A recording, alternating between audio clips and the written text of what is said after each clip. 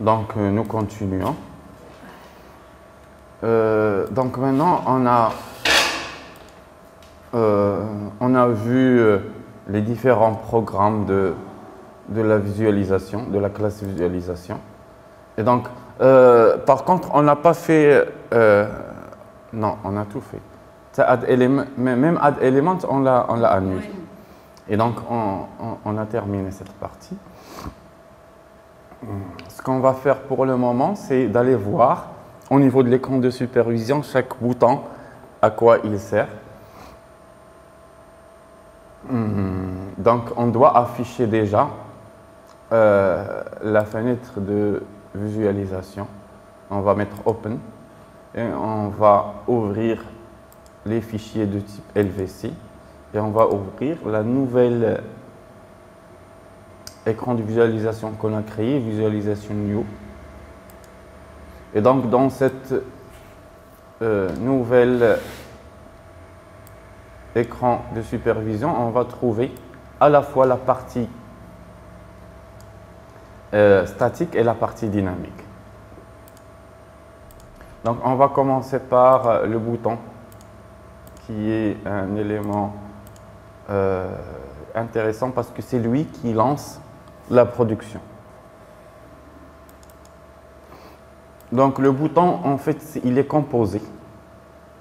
Donc, pour le décomposer, on peut mettre on peut aller sur Visualization Tool et on doit passer en mode Setup et on peut les décomposer. Un groupe. Voyons voir ce qui s'est passé pour le moment. Donc, on a décomposé la partie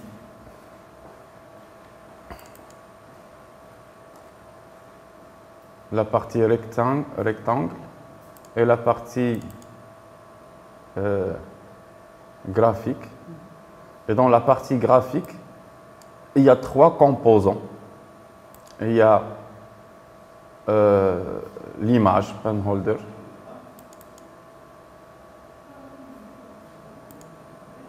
Il y a le texte, penholder. Donc, si je le modifie, par exemple, je mets pen porteur, par exemple.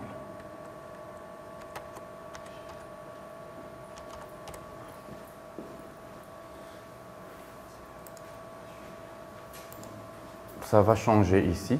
Mais ce qui va nous intéresser le plus, c'est le 3e composant qui est le Windows button. Le bouton, il est actif en fait. Et on double-clique sur le bouton. Donc, qu'est-ce qu'on va trouver? On va trouver que c'est un bouton qui est c'est un type bouton et qui affecte à la variable Project Visualization Button la valeur prédéfinie numéro 1. Donc, si on va voir au niveau du 2e produit, on va retrouver la même structure et le graphique, il va être composé de 3 composants. Et ce qui nous intéresse, c'est le bouton. Et le bouton, il va affecter à la même variable une autre valeur, c'est le produit prédéfini numéro 2, ainsi de suite. Et donc, comme on avait vu, ce bouton, il va démarrer la production. Et donc, il est relié à un process plan. Il y a un process plan qui attend, qui est en attente. Quand on appuie sur un bouton, il va démarrer en fait.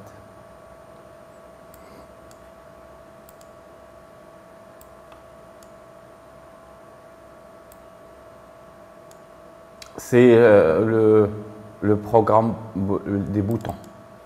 C'est ça le programme des boutons.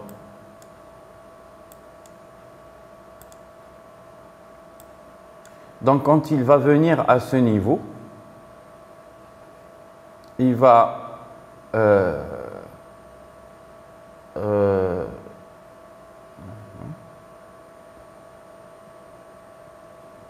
la ligne c'est calque, le device c'est point calque.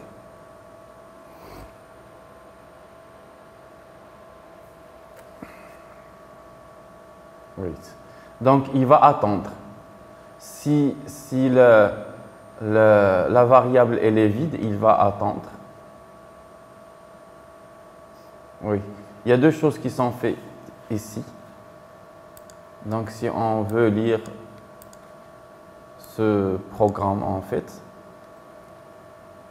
il évalue les boutons, les clics de boutons qui sont faits en mode visualisation.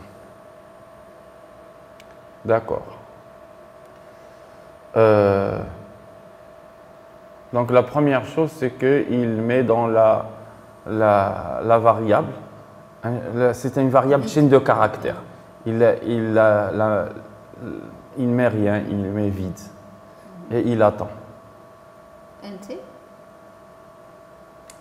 Il attend. Qu'est-ce qu'il attend? Wait until. D'accord. Il est différent de la... Shutdown est égal à 1. Ah. Soit elle soit différente, ça veut dire qu'on appuie sur le bouton, soit on ferme, la fenêtre. D'accord.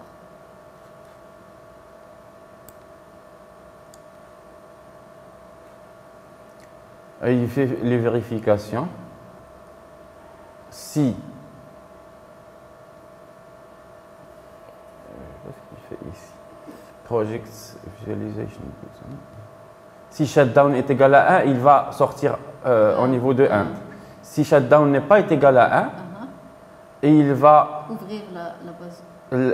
Il va voir est-ce que dans Project Visualization Windows il y a Open Database. S'il y a Open Database, il va voir. Comment est-ce qu'il y a Open Database?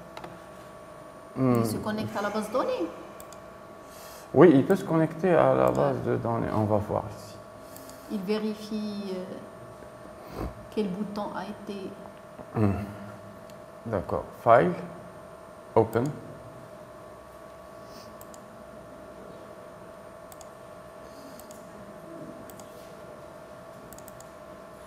Donc ici, qu'est-ce qu'on a? On a ces boutons et on a Order Listed. Donc au niveau de Order Listed, on a la même structure et on a un bouton. Et le bouton, il va affecter à la variable la valeur Product Order List.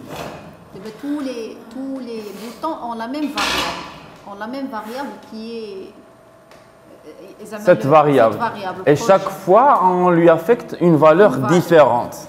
Alors, ça dépend, est-ce qu'on veut lancer un produit qui se trouve au niveau de l'écran de supervision ou est-ce qu'on va lire le produit à partir de la base de données. Apparemment, il ouvre la base de données de toute façon. Peut-être que le produit est défini, non? Non, il n'ouvre la base de données que si... Que si ce n'est pas shutdown. Et il lit. Open Database.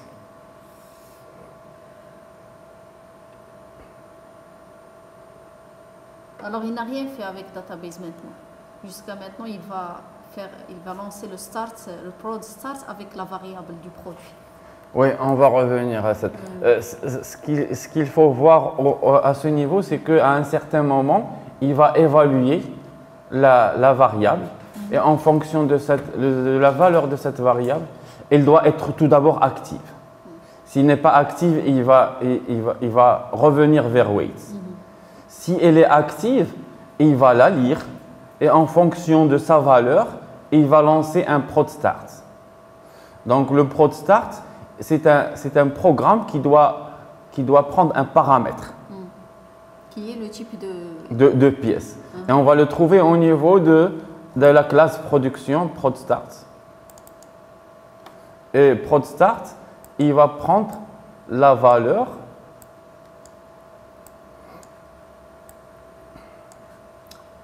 du processus to start. Et il va faire des calculs.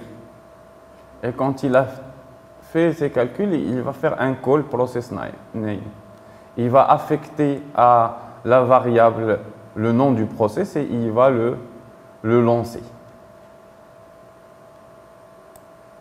Ça veut dire qu'il va lancer soit prodef 1, soit prodef 2, soit prodef 3. D'accord. Si on va vers prodef 1,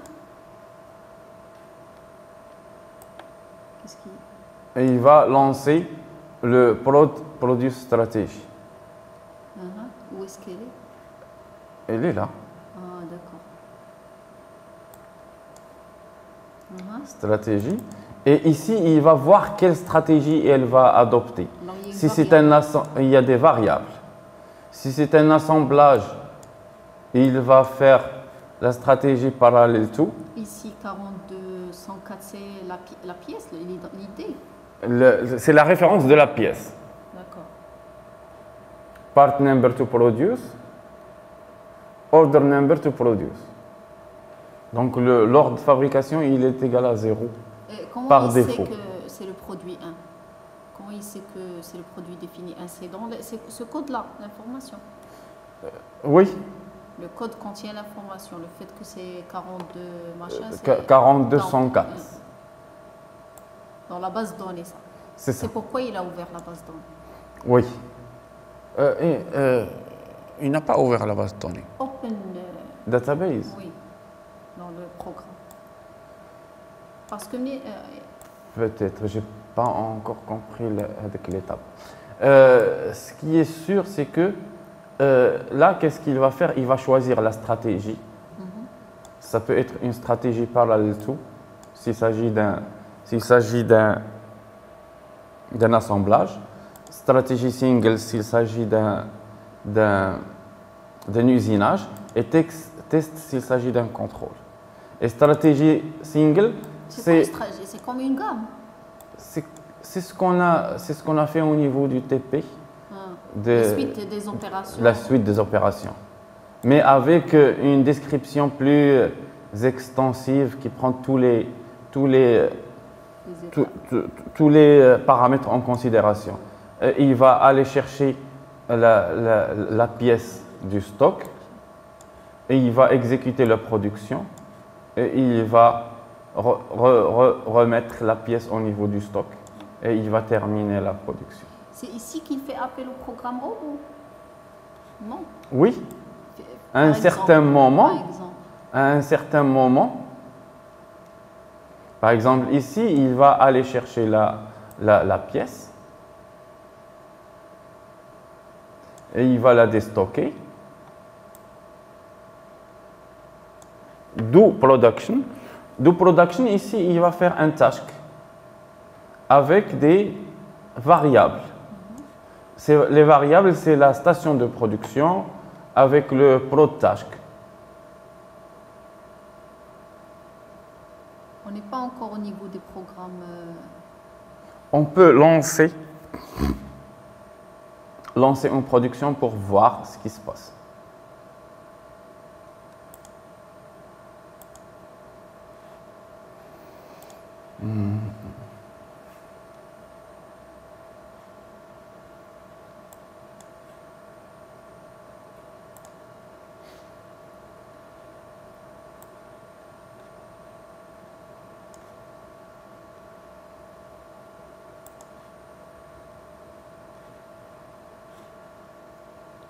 Lancer un programme. On attend qu'il s'initialise.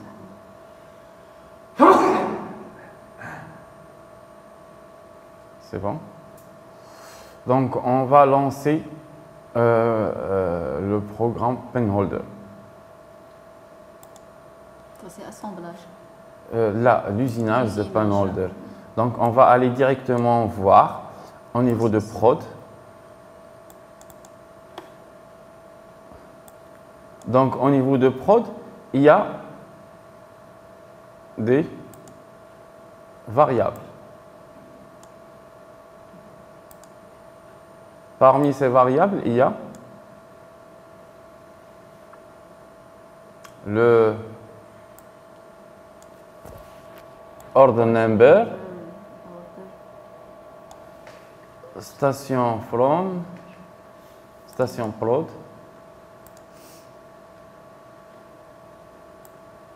Et là, les valeurs de ces variables.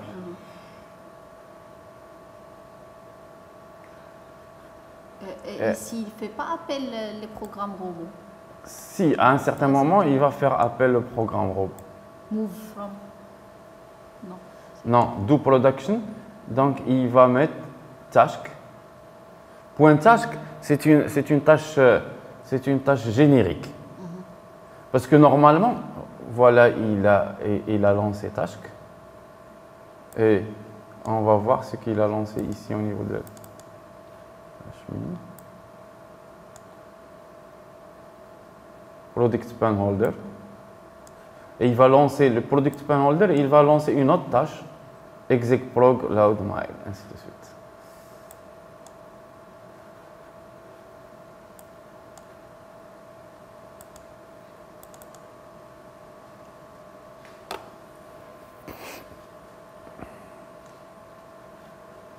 Donc si on vient ici, on va trouver qu'il va lancer un programme de robot. Et il fait ça rapidement, donc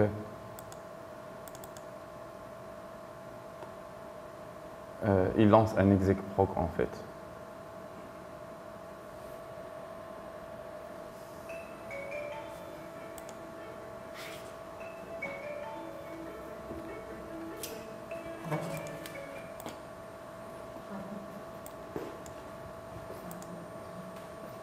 Donc là, donc les programmes prod, à un certain moment, ils vont lancer des programmes, par exemple le Product Span Holder. Donc Product Span Holder, on va le trouver au niveau de la classe 1000.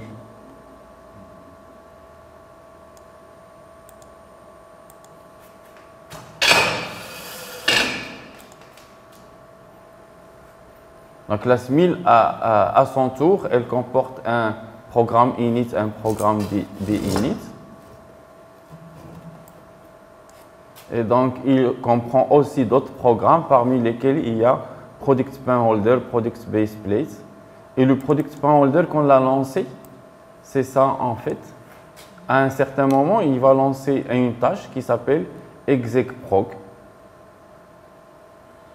C'est le programme du robot. C'est le programme du robot, execprog. Ce programme, qu'est-ce qu'il va faire?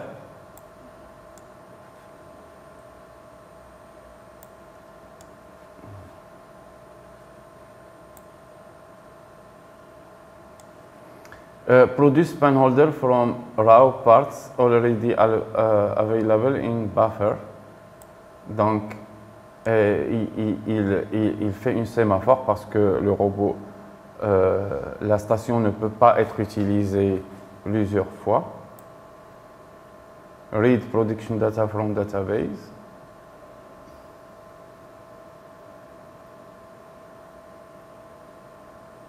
Find palette, produce span holder with CNC machine. Et là, il va lancer des programmes.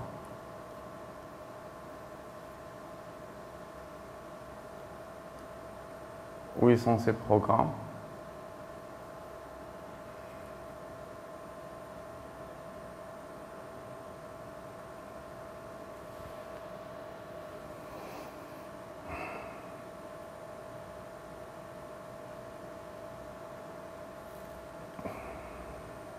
Le premier programme, c'est pour aller chercher la palette.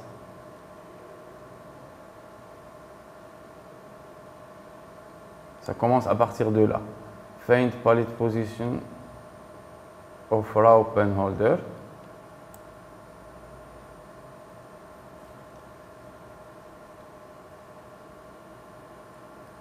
Non. Donc, avant de lancer la production pen holder, il va lancer un move from transport. Et dans le move from transport, il va lancer une tâche exec prog move palette. 15 en fonction de la target position. Après, il va faire un move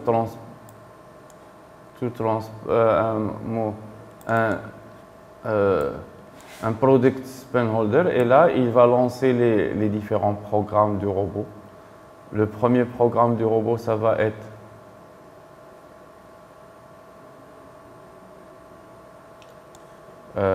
loudmile. Le deuxième programme, c'est l'exécution de la phase d'usinage. Et le troisième programme, c'est un loudmile. Avec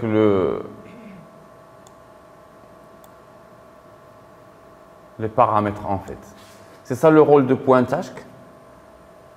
Quel est le rôle de pointage? Normalement, dans un programme, on doit avoir la device et la task. Par exemple, on peut avoir robot loudmile, execprog loudmile, ou 1000 execprog le numéro de programme. Lorsque on veut créer un programme qui est générique, donc on ne connaît pas la station qu'on va utiliser, donc on est obligé de faire une instruction pointage. Et dans l'instruction pointage, on doit donner comme des variables la valeur de la station qu'on va utiliser et la valeur de la tâche qu'on va exécuter. C'est pour faire de la programmation générique. Parce que tous ces programmes, c'est des programmes génériques. Ce n'est pas comme les programmes qu'on a écrits au niveau du TP qui sont faits pour un seul cas particulier. C'est des programmes qui doivent prendre en considération tous les cas. Et donc, c'est pour ça qu'on préfère mettre des pointages et à côté de chaque programme, il y a des variables locales et des variables système. Les variables locales, ce sont des variables dans lesquelles il y a des paramètres. Et donc,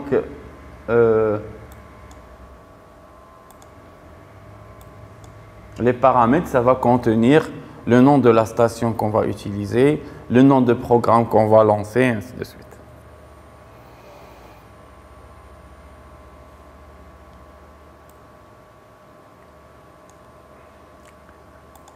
Ça, c'est les boutons. Donc, les boutons, c'est pour faire une supervision active. Ça veut dire que on va agir, on va lancer la production. Il y a un autre aspect qui est important, c'est pour, par exemple, le convoyeur, la supervision passive. Comment on va configurer les différents palettes pour qu'ils affichent, par exemple, la palette adéquate, le numéro de palette, s'il y a une pièce, donc il va afficher le numéro de la pièce, ainsi de suite. Donc on va essayer de voir aussi ça. Donc c'est pour ça qu'on va désactiver le mode production.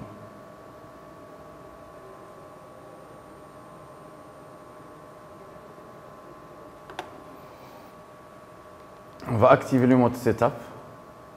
Et donc, ici, comme on avait dit, il y a une partie statique et une partie dynamique. Donc, on va voir la partie dynamique. Donc, la partie dynamique, elle est groupée en fait pour la dégrouper.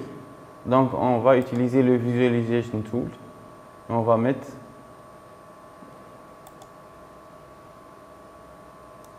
on va supprimer donc il y a un fond. Donc on peut le supprimer, c'est relatif à l'esthétique en général. Qu'est-ce qu'on a sélectionné pour le moment?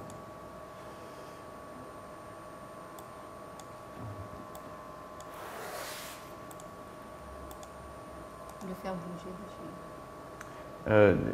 Il n'y a pas de délai, 4. Oui, c'est bon. Maintenant, on va se retrouver avec la partie la partie dynamique. Donc on peut la décomposer. On a maintenant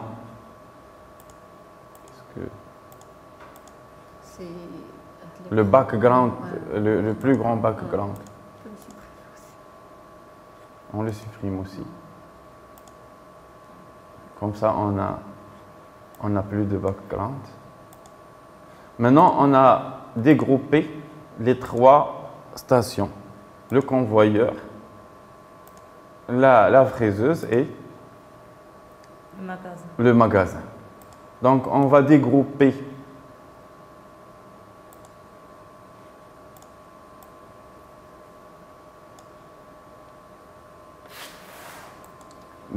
le convoyeur.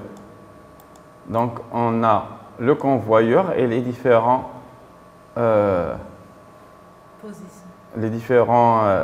palettes.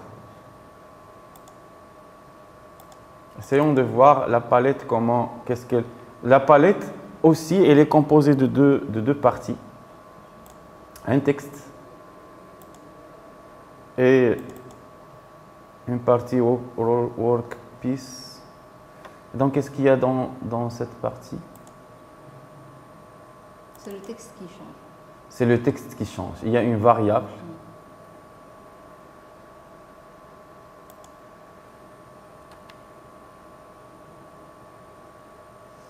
Qui contient le product identity.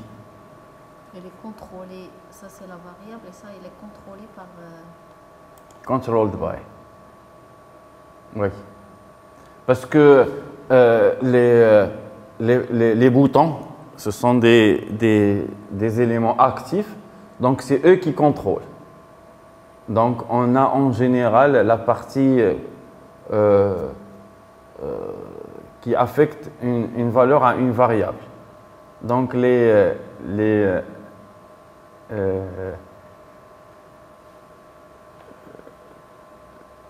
palettes, ils sont contrôlés par, c'est l'équivalent d'une lampe témoin ou quelque chose comme ça, ils sont contrôlés par une variable qui provient d'un capteur.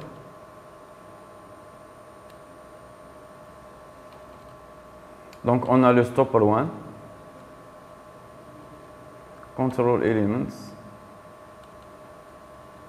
Soit d'un capteur, soit du programme, comme le cas ici. Oui. Et donc du programme. Et le programme, il va lire en fait la valeur du capteur. Ok.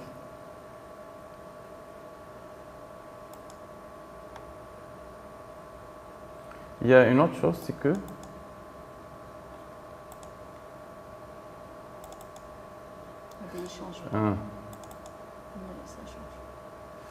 quand est-ce qu'il est hide, quand est-ce qu'il est show? Parce qu'ils ne peuvent pas être affichés tous. Parce que comme on a vu, au niveau du convoyeur, il y a 8 palettes. Et ici, au niveau de l'écran de supervision, le nombre d'éléments ici, il est supérieur à 8. Donc, ils ne peuvent pas être affichés tous en même temps. Donc, ils sont affichés ils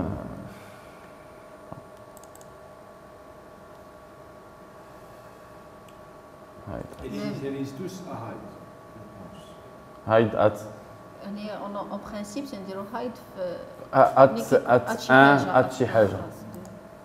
ما كاينش.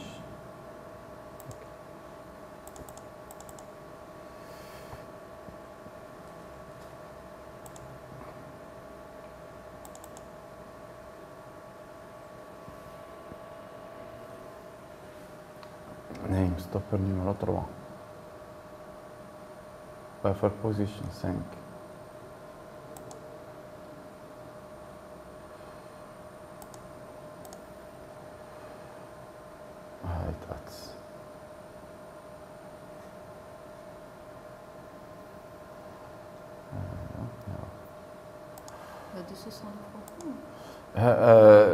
ces entités ils sont affichées lorsque un programme il est lancé. Ou qu'est-ce que veut dire jaune Jaune et vert.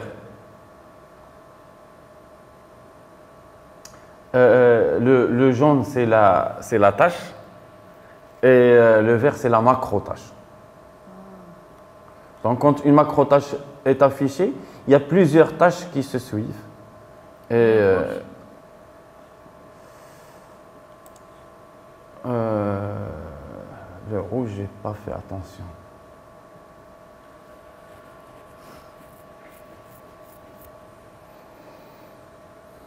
Oui, l'essentiel ici, il affiche la pyramide des programmes, le grand programme, macro-tâche qui s'affiche, la tâche, ainsi de suite.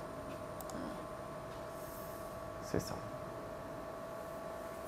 Bon, on a fait le tour. Ici, aussi, il y a une autre question qu'on peut se poser, c'est comment il lance les autres fabrications qui proviennent de le logiciel eSIM Manager. Ça aussi, on va essayer de le voir au niveau de la troisième manipulation. C'est bon, donc sur on a fait le tour de la deuxième manipulation. Donc après, on va attaquer la troisième manipulation.